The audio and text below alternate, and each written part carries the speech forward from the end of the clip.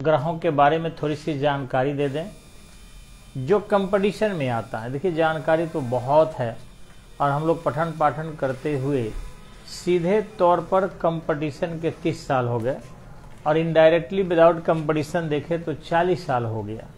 इस 40 साल का जो अनुभव है आपको बताऊं तो पता चलेगा एक ही ग्रह के बारे में 20 पन्ना हो जाएगा। लेकिन हम लोग चाहते हैं कि आप कंपटीशन पास करें, इसलिए नॉलेज नहीं देते हैं, नौकरी में आने वाले क्वेश्चन देते हैं। आप भी अगर किताब में कुछ ज़्यादा चीज़ डीप मिले तो न पढ़ें, या नेट पर भी आप देखेंगे, खोलिएगा ना गूगल पर, एक खोजिएगा दूसरा मिलेगा, दूसरा खोजिएगा तीसरा मिलेगा, और ये चीज़ें बहुत होती जाती है। तो मेरा राय है कि उससे बचना होगा, बहुत पढ़ने से बचना होगा और कम पढ़ कर ही सफल होना होगा। तो ये बिहार पुलिस फॉर 2023 से संबंधित है और एक छोटा सा यहाँ पर आपको हम सन बनाते हैं ताकि आप समझ सकें और इनको जान सकें। ये आपका सूर्य हो गए, जैसा कि आपको पता है ऑलरेडी कि सर के पास बोर्ड भी था और उसे करा सकते थे, लेकिन उतना बढ़िया से आप नहीं कर पाइएगा। बोर्ड पर दिखा देंगे, आप आलसी हो जाए। बनते देखने पर आदमी अभ्यास करता। ये इसके करीब सबसे जो है बुध है, इससे थोड़ा सा दूरी पर जाएंगे तो शुक्र है, और थोड़ा सा दूरी पर जाएंगे तो आपकी पृथ्वी है। ठीक है, अगर थोड़ा सा और दूरी पर जाते हैं तो बृहस्पति है, और दूरी पर जाएंगे तो आपका शनि है, बहुत से वलय है इसमें, और इसके बाद थोड़ा सा जाएंगे तो अरुण हो जाएंगे और फिर वरुण हो जाएंगे। जो यम थे वो यहाँ थे और इनको हम लोग प्लूटो कहते थे, इसको ग्रह के दर्जे से हटा दिया गया है और वर्ष 2006 में। तो इस ढंग से ये दूरी के हिसाब पर यदि आप देखेंगे तो यहाँ से यहाँ को मैंने आपको बताया था, इसको आंतरिक ग्रह कहते हैं, इंटरनल प्लैनेट, यानी आंतरिक ग्रह कहा जाता। और यहाँ से जो 4 है इनको बाह्य ग्रह कहा जाता है। ठीक है, एक्सटर्नल प्लैनेट, ये बाह्य ग्रह हो गए। अब बाह्य ग्रह में आपको आता है बृहस्पति,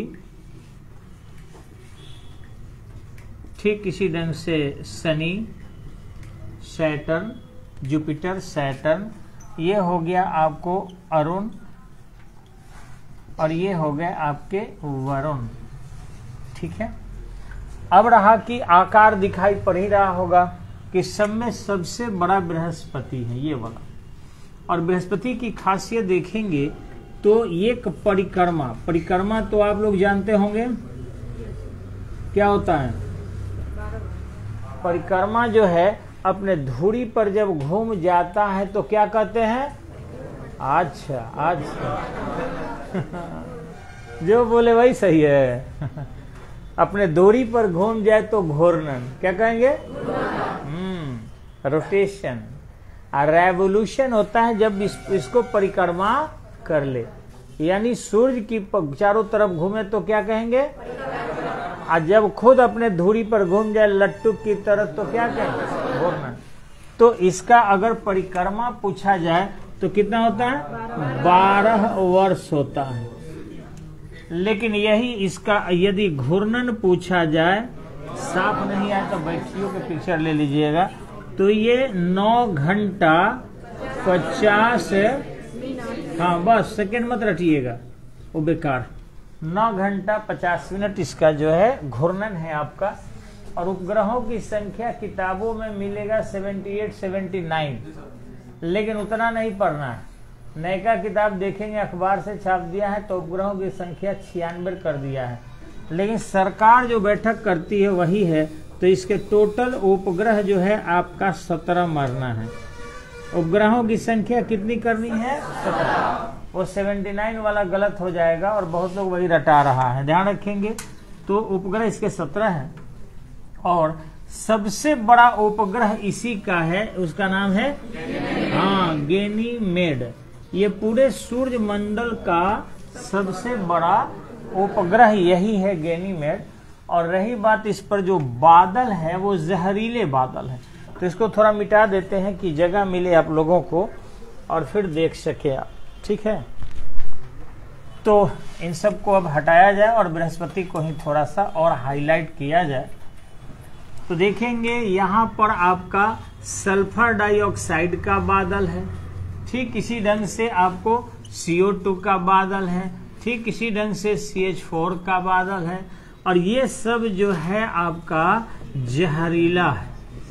तो इसीलिए वैज्ञानिक कहते हैं कि यहाँ जीवन की कोई संभावना नहीं है, क्योंकि जब जहर है तो जहर में मनुष्य कैसे रह सकता है।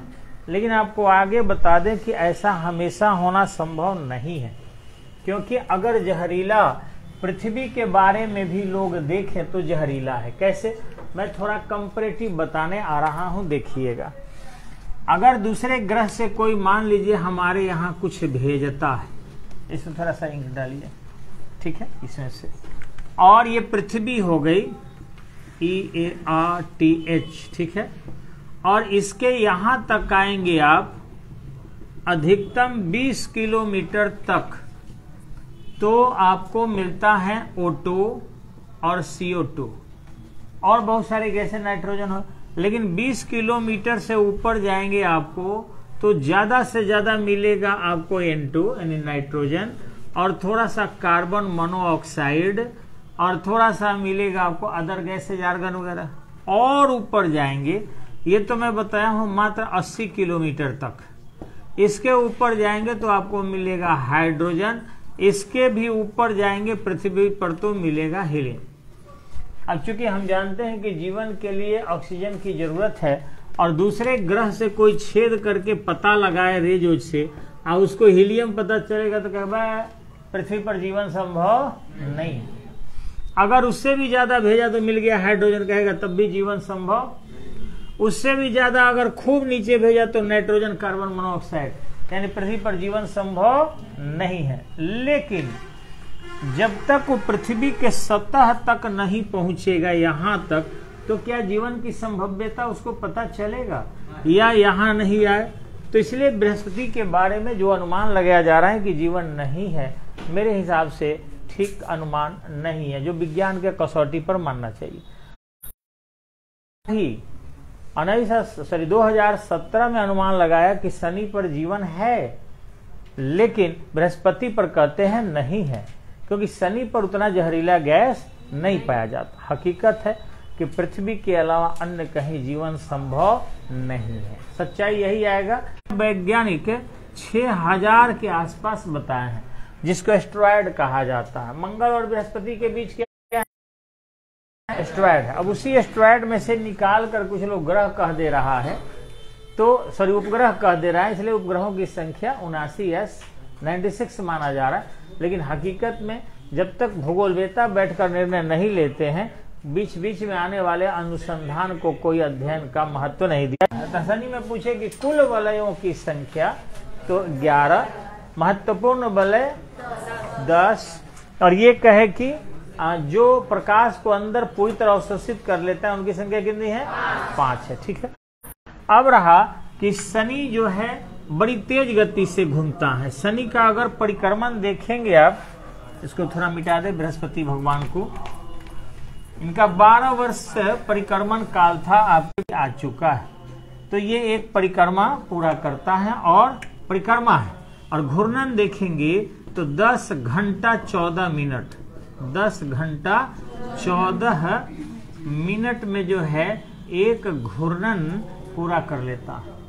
अब ये दूरी के आधार पर देखा जाएगा तो 5वां हो जाता है। दूरी पर कौन हो जाएगा? न छठा होगा, छठा होगा, क्योंकि 5वां तो बृहस्पति है। और आकार के हिसाब पर क्या होगा? दूसरा होगा। आकार में यह दूसरा हो जाता है। और इसका अगर देखेंगे सबसे बड़ा जो है क्या है आपका? हाँ, टाइटन है, टिटेनिक भी बोलते हैं, हाँ टाइटन कह सकते हैं। इसी के नाम पर एक जहाज बना था जो डूब गया, फिर पिक्चर बनी, बहुत सारे उसको ऑस्कर अवार्ड मिले थे।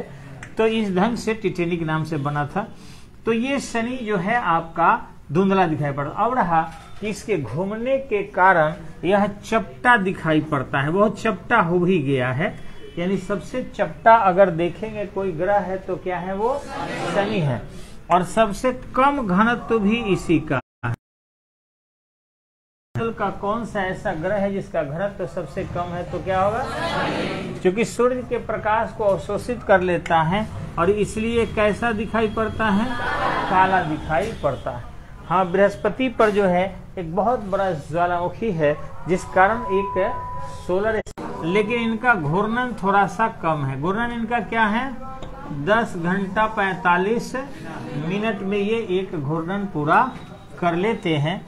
और इनके उपग्रहों की संख्या बहुत ज्यादा बताई गई है, लेकिन रियल में मान्यता प्राप्त उपग्रहों की संख्या कितनी है, 15 है। और ये शुक्र की तरह, ध्यान रखिएगा, ये शुक्र की तरह पूरब से पश्चिम की ओर घूमता है, पूरब से हाँ पश्चिम की ओर घूमता है। इस कारण यहाँ सूर्योदय यानी इस शुक्र पर भी और आपके अरुण पर भी यहाँ सूर्योदय कहाँ होता है, हाँ पश्चिम दिशा में सूर्योदय होगा, पश्चिम दिशा में सूर्योदय। ठीक है, हाँ अब चर्चा कर रहे हैं आपको कि यह इतना अधिक झुका हुआ है कि वरुण को लेटा हुआ भी कहा जाता है। शनि को चिपटा कहते हैं और इसको लेटा हुआ ग्रह भी कहा जाता है। अब देखेंगे थोड़ा सा और आगे जाकर हम लोग, जो आपका वरुण है, ठीक है, तो वरुण जो है ये दूरी के हिसाब से 8वां है और ये जो परिक्रमा करता है, इसका परिक्रमा काल जो है 166 वर्ष है। इसका परिक्रमण काल कितना है और इसका घूर्णन काल कितना है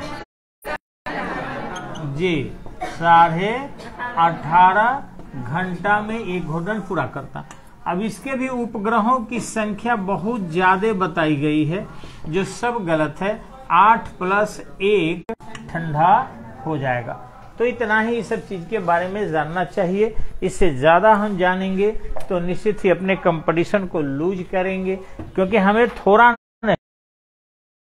ऐसा एरिया नहीं है कि बिहार पुलिस के कंपटीशन में नहीं आ रहा। मतलब आज के समय में बीपीएससी लेवल के क्वेश्चन आ रहे हैं। और मैं बार बार कहूंगा कि अभी जो कोचिंग एक कुकुरमुत्ते की तरह एकाएक खुल गया है, हम देख रहे हैं, मेरे दरवाजे पर पोस्टर लोग साट जा रहा है। आश्चर्य, मेरे मतलब पर हो रहा है। तैयारियां न्यू पैटर्न पर कराएंगे, क्या मामला होगा आप समझ सकते हैं। न्यू पैटर्न पर कहाँ कोई चेंजिंग आया है। बिहार पुलिस का तो वही ढर्रा है जो 2011 से लगातार ले रहा है, वही 2023 में भी होगा। तो न्यू पैटर्न वाले भाई बच्चों को बेवकूफ बनाने के लिए तरह तरह की बातें करते हैं, ऐसा कुछ भी नहीं है। और मैं आपको राय देता हूं कि आप सब कभी भी कंपटीशन की तैयारी के दौरान किसी दूसरे कोचिंग के नोट्स को नहीं लीजिएगा, क्योंकि दूसरे कोचिंग के नोट्स को आप लेंगे तो आपको आप मेरे पॉइंट और दूसरे कोचिंग के पॉइंट पर जब देखेंगे तो सबसे ज्यादा आपको दूसरे कोचिंग के पॉइंट्स और डेप्थ मिलेंगे।